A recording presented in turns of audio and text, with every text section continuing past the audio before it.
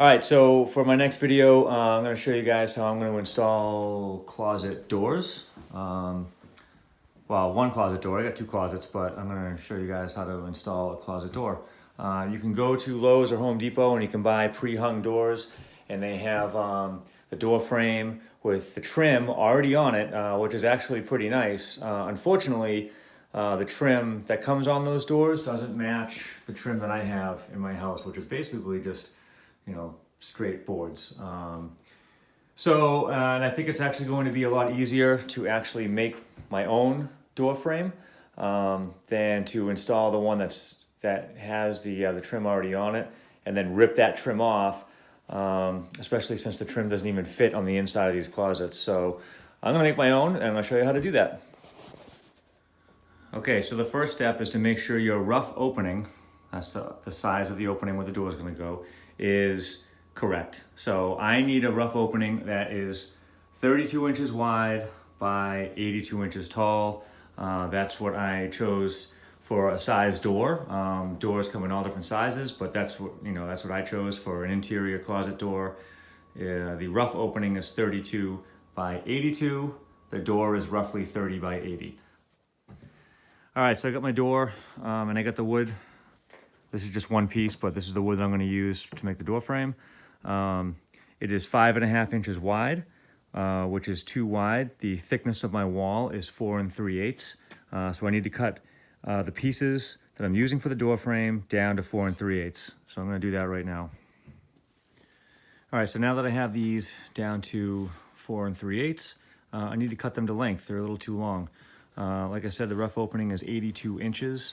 The door is just a hair under 80 inches, 79 7/8. You can just double check that.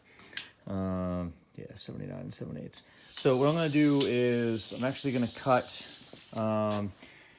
the side pieces of the door jamb to an inch less than the opening, the rough opening. So I'm going to cut it down to 81 inches. And the reason why I'm doing that is the top piece that's going to come along the top here is going to get added to the top of our jambs.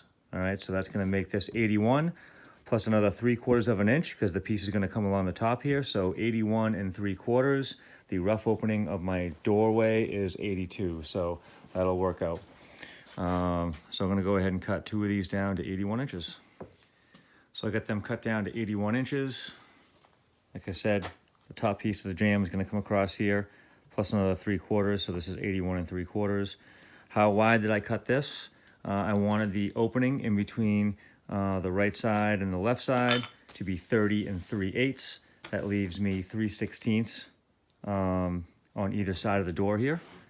All right, so basically what I did was a little bit of math.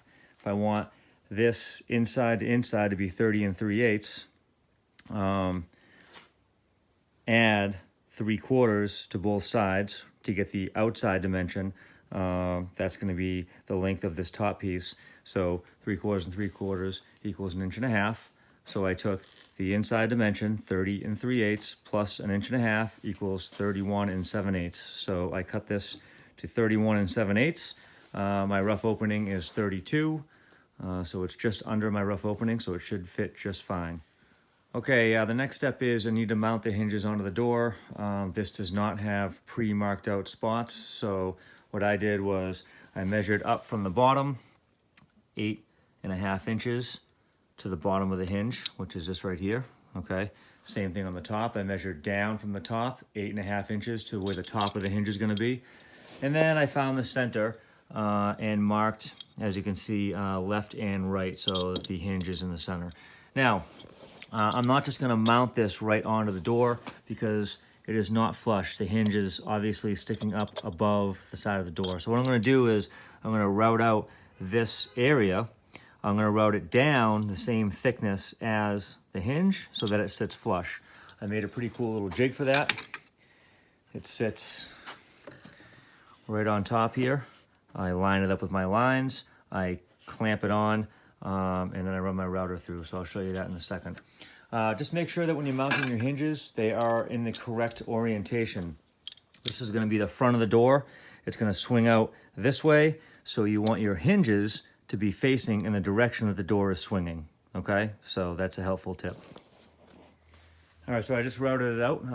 How I did that was I used a flush trim router bit.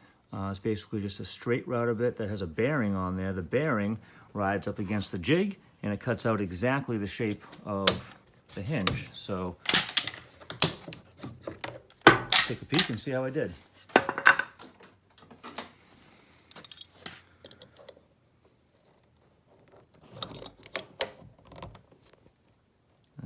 Fits pretty well. All right, so now I'm going to do the other two.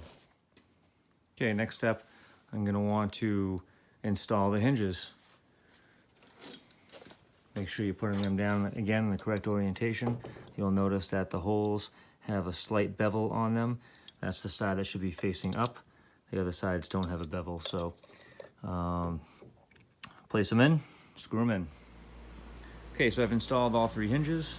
Now I'm going to lay out where the hinges are going to go on the door jamb. So the left side board, which I have laid out right here. When you lay it down on your door, you want to make sure that it's overhanging the same amount that you have allowed all the way around the door, which is 3/16. So the reveal is going to be the same. So I made sure I have it 3/16 above, and then you'll notice that it has roughly 1 inch below the door. This is where the floor is going to be, so you're going to have that gap underneath, which is what you want. So go ahead and make little marks where the hinges are going to go, and I'm going to use the same router template to route out my spot for my hinges. Now that I have the hinges routed out, the next step is I'm going to assemble the frame. I'm going to be screwing it in from the top. I prefer screws just because they hold a little bit better than nails, especially since you're only attaching 3 boards together, so it's a little fragile. So the screws will just do a better job at holding it. You're going to notice that I pre-drilled my holes on the top before I go ahead and screw them in. That way it doesn't split the wood on the end here, and it just really grabs onto the sides. So I'm going to go ahead and assemble that. All right, so as you can see, I got the frame in the rough opening. I have to do a couple things for the next step, which is make sure that we're going to use the level to make sure the top is level and make sure the sides are plumb. And in order to do that, we're going to use shims. I've already started shimming out the tops. So I'm going to make sure it's shimmed so that it's level across the top, plumb on the left and right sides, and if it's plumb and level, then those corners should be square, which I will use my square to check that. So I'm going to go ahead and shim it out, and then I'll show you the final product. All right, so I've shimmed out the door. I got a whole bunch of shims sticking out the front and the back side of the door door frame. So basically, like I explained, I made sure that this is plumb. That means it's level vertically.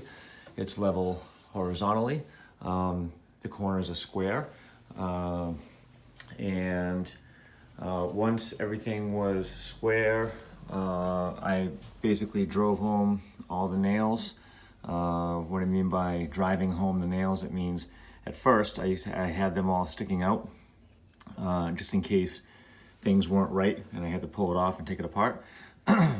Once everything is good and secure and I'm happy with everything, driving them home means I nailed them all the way in. At that point, I installed my hinges on the door jamb all the way down. I installed the door. Now, this is where you really find out if everything worked out well. One, does the door stay open by itself? Does it close? Does it stay where it's supposed to be? That means everything's level and everything's good. If it's closing by itself, then it means it's not level or opening by itself. So it's staying where it's going to stay, so that's good. More importantly, when you close it, what does the gap look like all the way around?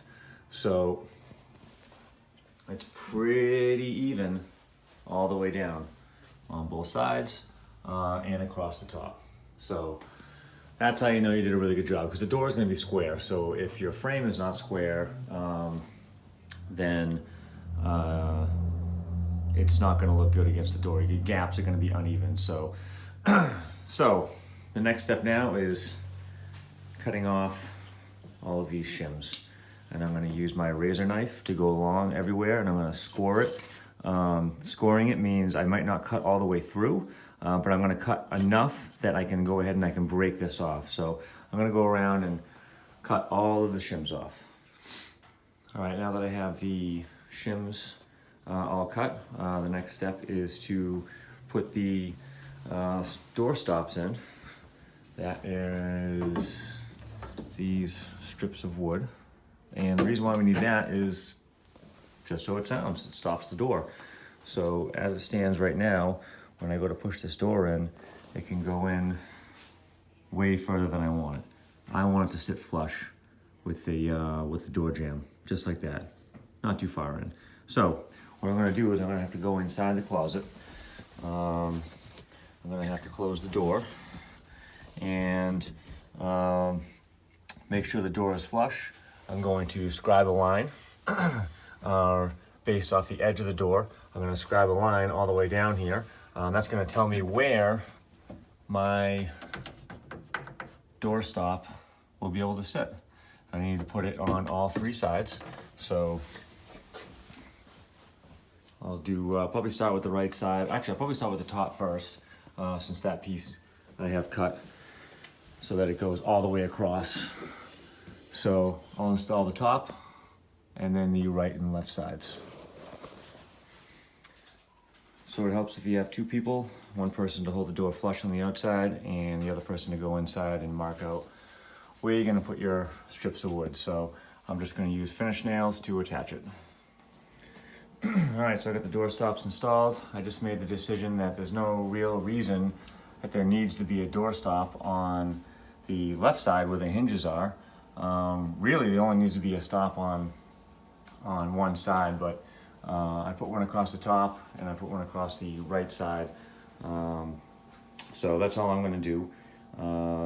And you notice that I didn't bang the nails all the way in case I ever need to take this out, because it doesn't really work that well. It's easy to take a nail out that's sticking out that is flush with the wood. So test the door.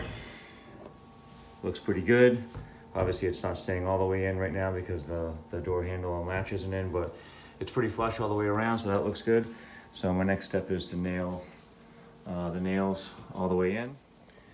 Just a quick tip, when you're nailing your nails all the way in, you want to make sure that you use a nail set. And what that allows you to do is to put that point on the head of the nail, hit that end a few times with the hammer, and it drives the nail in below the surface of the wood. That way you can go back and you can fill it in with some putty, paint it, you'll never know that it's there. Versus if you leave the nail flush, you'll never really get it clean and you'll always see it through the paint. So you want to go around, use the nail set, and make sure your nails are sunk below the surface of the wood. So that's it, I got my nails all finished off. That's going to be the end of this video. The next video I'm going to show you how to install the doorknob and the door latch. But all in all, that's how you install the closet door frame. Everything needs to be painted, and of course trim needs to be applied to the outside. But hopefully you found that video useful.